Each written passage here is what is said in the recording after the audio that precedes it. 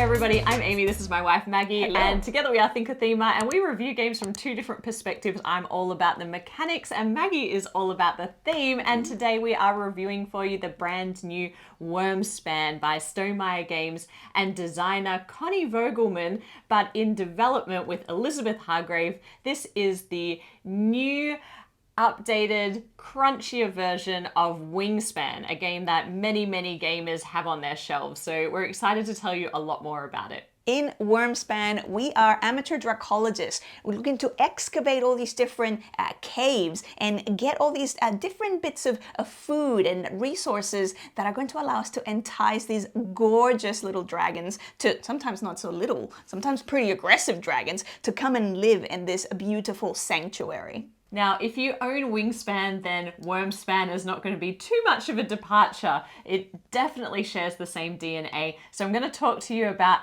how it plays in a way that is similar to Wingspan, and then talk about some of the departures that give it that little bit more crunch. So if we look at each player's board, you can see that it's set up in a similar way, in that the board is made of 3 different caves, which were habitats in Wingspan. We now have a crimson cavern, a golden grotto, and the amethyst abyss.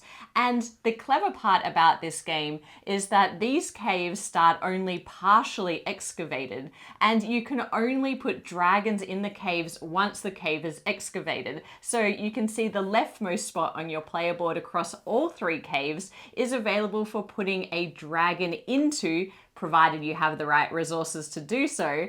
But these other parts of the cave need to be excavated first. So that's when this new type of card comes in, the cave card. So in this game, you'll be managing 2 different types of cards. You will have dragon cards in your hand and cave cards, and you need to play them in sequence. So as I mentioned, you need to be able to excavate a spot by placing a cave card before you can pay the resources and give a dragon a home. But also not so quick with putting it into this cave. You can see that this particular chromatic blue lung dragon wants to only be in the purple amethyst abyss. So all of the dragons also have a preferred habitat, just like in Wingspan, that you need to keep an eye on before you place them down. So why do you want to bring dragons to your cave yard? Well, you want to bring them into the caves because, well, for many different reasons. Firstly, they have baked in victory points. So by placing this chromatic blue lung dragon down here,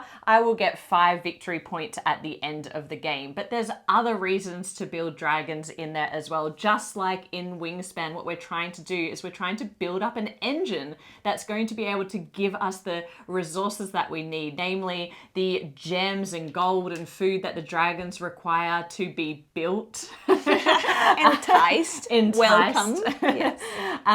Also, you'll be wanting to collect more dragon cards along the way, because there's going to be end of round objectives that dictate certain combinations of things that you want in your player board. For example, it might be the person who has the most shy dragons on their player board. So that might lead you to wanting to go through the dragon deck a bit faster to find that type of dragon. And of course, finally, you need to be collecting cave cards too, because you need to be excavating to make spots for these dragons.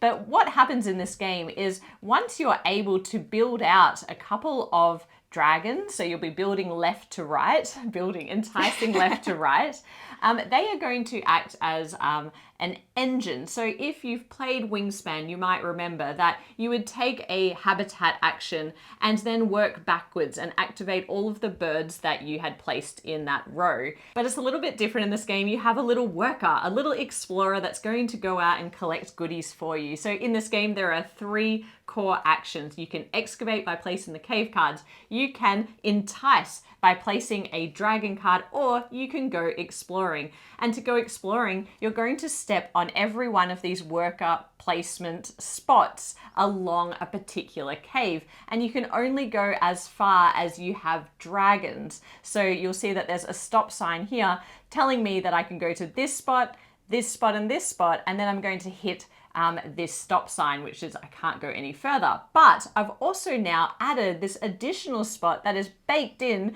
to my dragon, the intractable fire vern, which is going to give me an extra meat resource. And then I can cash it on the card. So I can put it here and it's going to be worth a victory point at the end of the game, just like in Wingspan. However, different to Wingspan is that every time you activate one of these explorations in a particular cave, it's going to get increasingly more expensive. So the first time you access a cave in a round, it's going to cost you 1 coin, which we'll come back to. The second time, a coin and an egg. The third time, a coin and 2 eggs. And just like in Wingspan, the eggs are worth a victory point at the end of the game, and so are the coins. So this third trip is actually costing you 3 victory points. You need to think about whether running your engine is worth it. So that's one of the differences to Wingspan. Another difference is the use of this coin economy. This coin represents every turn that you have in a given round. So we always start a round with 6 coins, meaning that we'll probably have 6 turns in a game. Every time you take an action,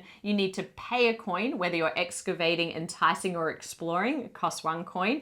And there are some dragons that actually require coins as a cost in order to lure them into the cave, like this mosaic guardian. But the fun thing in this game is there are ways where you can make more coins. So some of the cave cards might give you coins. You might get a bonus from the Dragon Guild, which I'm about to talk about, that will give you an extra coin. And that means you're getting an extra turn above that of your opponent. So people run out of coins earlier than others, and then you get to continue your turns, which is always fun to try and elongate the number of turns you have in a round. Now, the final big thing that we want to point out about Wormspan is the addition of this Dragon Guild. The Dragon Guild is essentially a circuit that all players are going to be moving throughout the course of the game.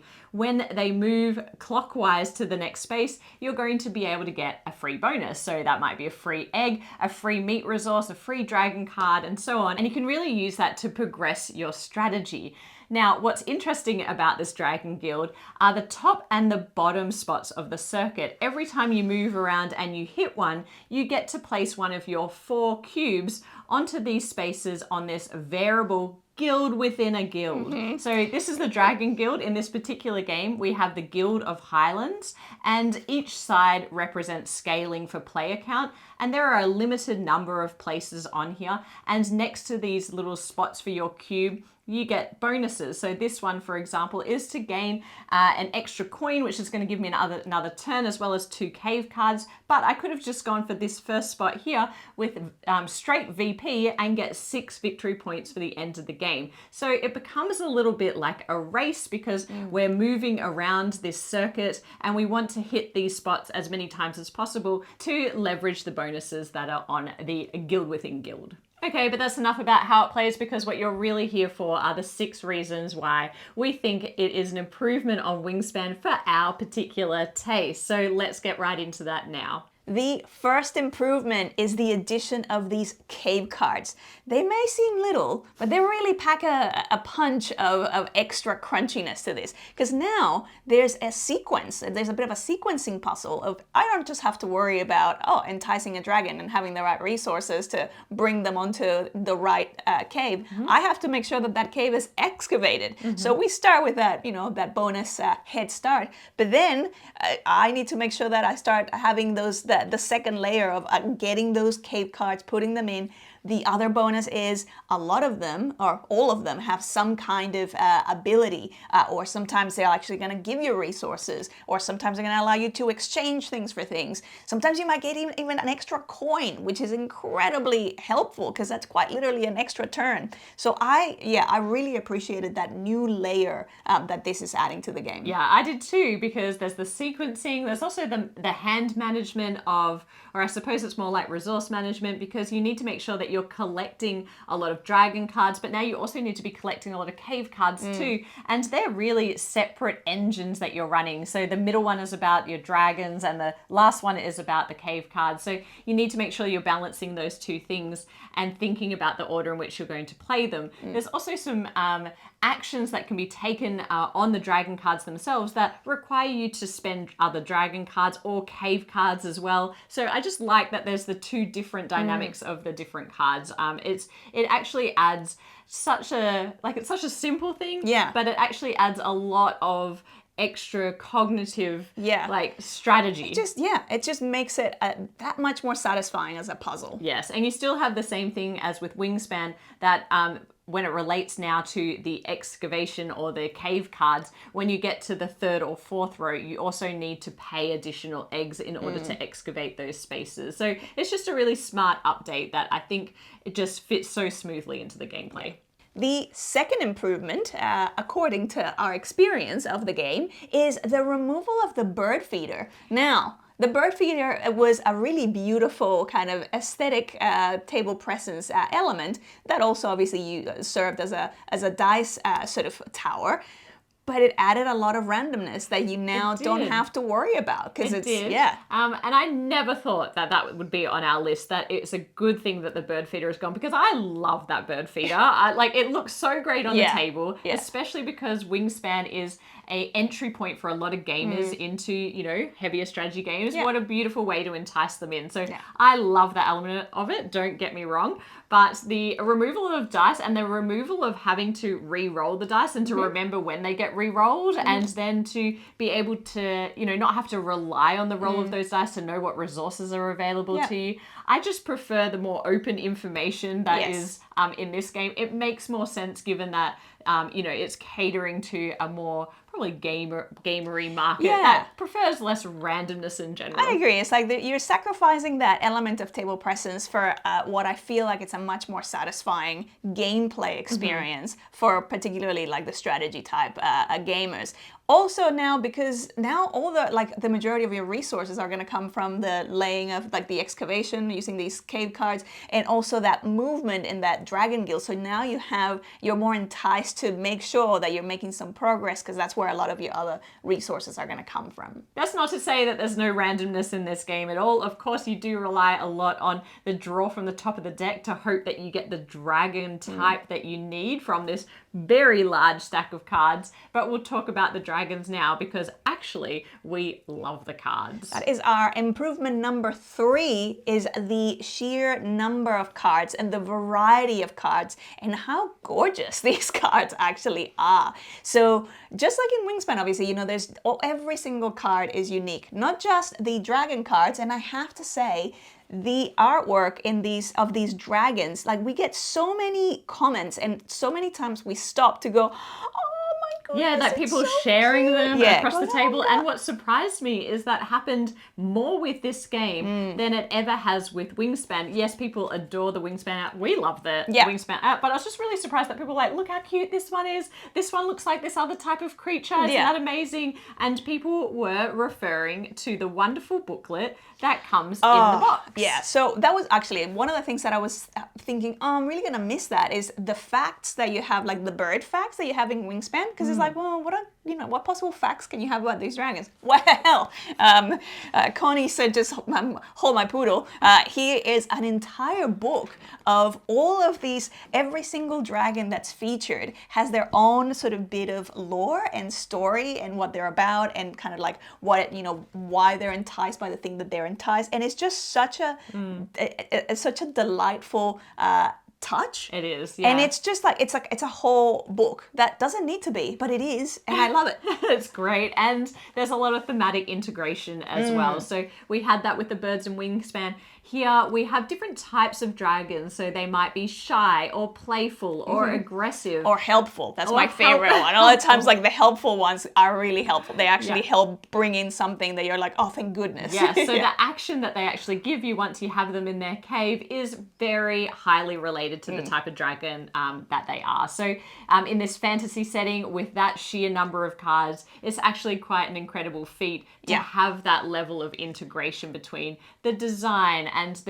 the lore and then the actions as well. So it feels very thematic in that way. I will also say even the cave cards, every cave card, and again, there's a full deck of them, every cave card is unique. And I didn't even realize this for probably the first few games until I started kind of noticing actually every single cave card has like a little, almost like an environment sort of scenery in it, and they're all beautiful. Like they're all kind of like mini paintings that I would gladly like blow up. The only thing I will say about the cave cards though is that it takes a little while for new players to realize that the color of the cave doesn't need to match the color of the cave cards. And so that is a little point of tension around it not just making sense immediately that this is a yellow cave, and therefore do I need to put it in as into a yellow cave card into the yellow cave? And I could see how people would get tripped up with that. And so the colors are a little too similar, but once you explain it to players, generally speaking, from the second game onwards, there's no concern about it's just an aesthetic choice. Yeah. Now, for me, one of my favorite new parts of this design is the escalating cost of going on an exploration. And by exploration, I'm talking mechanically about running one of your engines being one of your caves and all of the dragons that you've collected within it. Now, in Wingspan, one of the things that it suffered from, particularly for someone who's an optimizer, is sometimes I didn't do the fun thing. I did the thing that I knew would give me the most points, and towards the end of the game, it just felt like if I just continue to run that engine, well, that's just going to keep giving me those points, and there's nothing really else interesting to do. So you wait for everyone else's turn, and then you get to yours, and you're like, I'm just doing the same thing again. Activate the same thing and explore. Yeah. So that's why it's our number 4, which is all about not being able to just abuse and exploit the one thing. You still can, but it's going to cost you. Exactly. And it's not that you can't. Yeah, it's not that you can't do it. It's just like now I've got this really interesting choice of. I'm going to now spend 2 eggs, and eventually you will run out of eggs if you keep, you know, running the same engines over and over. So I really love that dynamic. It's just, again, a simple change that has provided a lot more strategy to what you do, particularly towards the end game. Our number 5 is the introduction of this coin currency as the token for your turns, and how it's not just like you have 6 and you spend 6 and that's it. It's like no, this is a resource that now can be gained and attained, but also that you may end up having to spend and use, which makes your turns variable, but it also makes the perception of acquiring and using each one of these coins so very valuable, and so like I need to be very, very careful with how I spend it. And they do become more precious. I think that in part is because you're not using cubes like in Wingspan, you're using these shiny cardboard coins. And this is the first time I've actually seen a metallic application to cardboard that I think just works really well. It gives that impression of specialness. It feels like a coin, only less heavy, like it, it's coin-like. And I actually really like it. There were some concerns that maybe it might peel off over time, but we haven't noticed any of that so far. I also really like elongating my turn. It's just a really fun thing. It's very good at that. Yeah, and because it's such a shiny symbol that you can see from across the table, you can also see how many turns everybody else has left as well. And it's just a nice reminder of how long you've got left to go for the round. So yeah, big tick on the elongation of turns. And the final 6th benefit is the Dragon Guild. So this is really easy to explain. As soon as you explain it to players, everyone understands what you're doing. You're simply just moving around in a circuit, but it opens up this world of bonuses for you, and that is completely open information. So you can plan ahead for when you're going to get that extra turn, or when you're going to be able to pick up a dragon card. And so you can leverage that to your advantage. So it's a very simple mechanic, but it's actually really interesting when you're playing. And it adds this element of race now, of like you wanting to make sure if you're really sold on one of those, those bonuses in the middle, you're like, oh, I want to try and beat Amy to that one, because some of these spots are finite. Like there's only, one player can go there. So yeah, I that adds a little bit of extra excitement to the experience. Yeah, and it should add a bit of interaction. I don't really find it particularly interactive per se. I just find it interesting to monitor and to be like, oh, maybe I'll change my next turn or do something in a different order so that I can move there and get that first and reap the rewards of that bonus. It's also really nice that in the box it comes with a lot of variety for those guilds that you place in the center. So then it feels like you're not playing the same game twice, along with the end of round scoring objectives as well. Of course, just like in Wingspan, there's a lot of variability there too. So those are the 6 improvements that have actually elevated this game for us, because for our particular taste, we like a slightly crunchier game, and definitely I think this game feels enough like Wingspan that fans are going to enjoy it, Yeah. but it's going to level up your game. Yeah. Like, it actually is quite a step up in strategy, and I enjoy thinking through the limited number of turns I have and everything I want to get done every round. So it really is wonderful. There's two things though that are pretty much the same about this game than that it shares in common with Wingspan, is that it's pretty long. Particularly the higher player counts. Yes, yeah. So at the higher player counts, it does feel very long, and that hasn't changed since Wingspan. It's one of the reasons why I prefer to play Wingspan just 2 players with Maggie, and I really love the Wingspan Asia because of that like duet board and that mode. But also the game is quite multiplayer solitaire. That's true of Wingspan. It's true of Wormspan. Yeah. There are little points of interaction like the Dragon Guild, but for the most part, it doesn't really matter what everybody else is doing around the table. There's a few cards that give you positive player interaction of, I get to gain 2 things and then everyone else gets to gain 1 thing, but that's probably about it. And yes, someone might take a dragon or a cake card that you were after, but that's probably where it ends. And I do think at a 4-player count, you are looking at a couple of hours. So you need to weigh up whether a game of this level of complexity is, a 2-hour game. Yeah. But by the same token, it is a really relaxing feeling game. So if you are willing to commit 2 hours, I do see, a lot of people finding a lot of joy in that. I'm just really impatient. I'm thinking about my turn. So, and I prefer more interaction in my game. So if you're hoping that this would change those elements about Wingspan, probably not. Yeah. And I'll take this opportunity to talk about the lowest possible player count, which is the solo mode. So this comes with a solo mode, and I guess there's 2 modes of the solo mode. So very, very simple, the good old automas that we all know and love.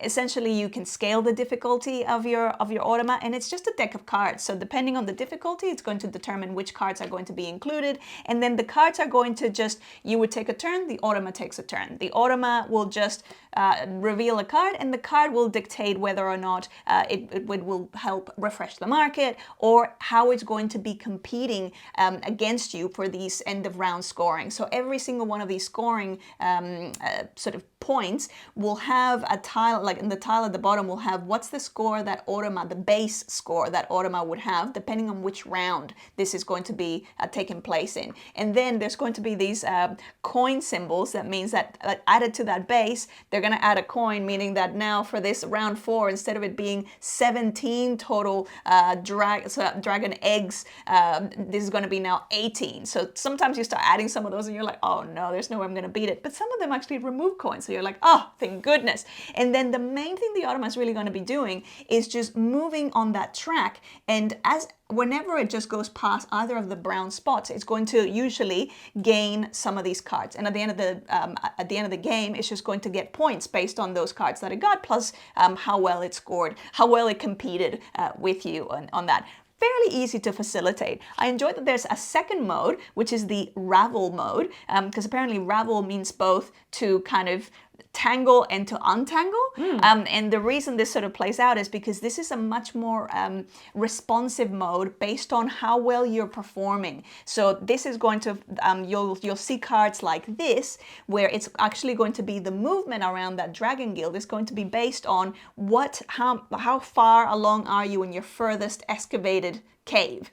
So some of them are going to be your farthest along, some of them are going to be your lowest, and so this gives you another point of going, oh, actually now I can actually influence how fast that automa moves. So I find that with the scaling, even when you start with the easy mode, they can be quite challenging, which is good because it makes me realize, oh, I'm nowhere near cracking the puzzle of this game. Also, it gives you so many opportunities to explore different strategies and go, how would I pivot if these are the types of dragons and the combo of cake cards that I get along the way? So that's how the solo works. Quite a nice solo experience. And obviously it plays the quickest or fastest of all of the different player counts.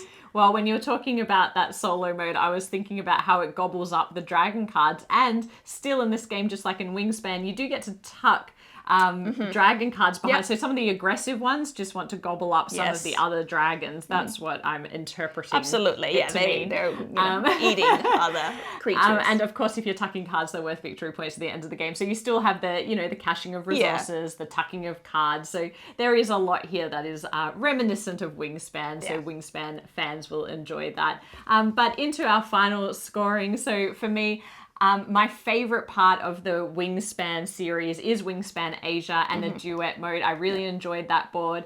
I enjoyed this game slightly more because it does add all of the things that we've spoken about in this video. So for me, Wingspan Asia was a 7.8. This is an 8 for me. Okay, so for me, this really elevated that whole experience, and it just added a couple of fairly simple but very satisfying layers of complexity that I think I was just sort of craving, and I was always kind of left wanting a little bit more of with Wingspan. So this for me is actually going to be, this is definitely going to be my preferred mode, which is outrageous because we know that usually fantasy is not my thing. And we love the birds. And we love the birds as well. But this, and I actually really love the illustrations, the aesthetic of this game. So it's going to be an 8.5 for me. Quite high. Yeah, that is quite high. And yeah, and it's a game that, yeah, very, very happy to play it at any given time. Yeah, and so you might be asking, do we need to own both Wingspan and this game? And that really depends on the types of occasions that you have. If it's just you and one other person and you're playing together, it's just you all the time, that maybe you'd prefer something that's a bit more difficult, then, you know, Wormspan might be the go. But if sometimes you're playing with players who are newer to the hobby and sometimes people who are more into the hobby, well, then maybe you need to have both on your shelf. Yeah. For us, I would imagine Wormspan is going to hit the table much more often than Wingspan now, because most of our gamer friends are at least at that mid-weight level. And we've been talking about this being a complex game, but I would still think this is quite a mid-weight game. Like even players that we've introduced to it that are fairly new, you know, they've been through a few board games with us now, but they maybe struggled a little bit, but they got the hang of it. And so by game 2, they were away. So it's not super challenging, definitely still accessible. That's our review of Wormspan. If you enjoyed this video, please hit like, subscribe to the channel if you haven't already, and we'll be back with more board game content soon. But otherwise, bye for now. Bye.